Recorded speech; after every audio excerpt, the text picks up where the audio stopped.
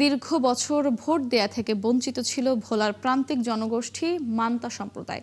ভোটাধিকার কাগজে কলমে থাকলেও বাস্তবে কোনো মূল্য নেই। তাদের অভিযোগ, প্রচারে প্রার্থীরা না আসলেও তাদের ভোট ঠিকই কেউ না কেউ ব্যালটে দিয়ে দেয়। এবার তারা নিজের ভোট নিজেরা দিতে চান। কামরুল ইসলামের তথ্য, ছবিতে প্রতিবেদন।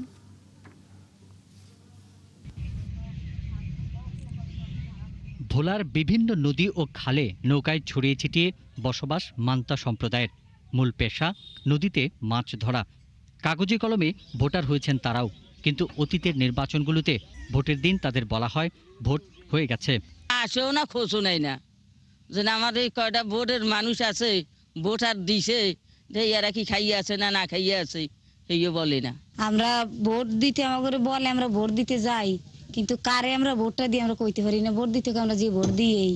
মান্তারা জানান, কোনো প্রার্থী বা তার প্রতিনিধি তাদের কাছে ভোট চাইতে আসেন না। চাওয়া আছে, ফানা আছে, এর কোনো কিছু দেয় না।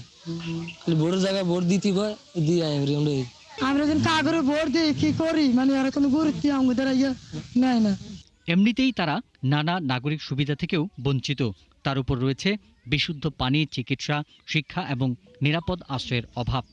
নাগরিক ঠিক আছে, আমরা নাগরিক বুঝিয়া, কিন্তু তাদের সম্মান আমরা পাই না।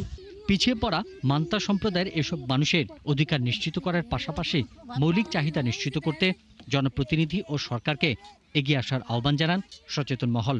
তাদেরকে ব্যবহার করে কোনো এক মার্কায় ভোট দেওয়ার জন্য, এটি তারা সুচিন্তিতভাবে ভোটটা দিতে পারে না।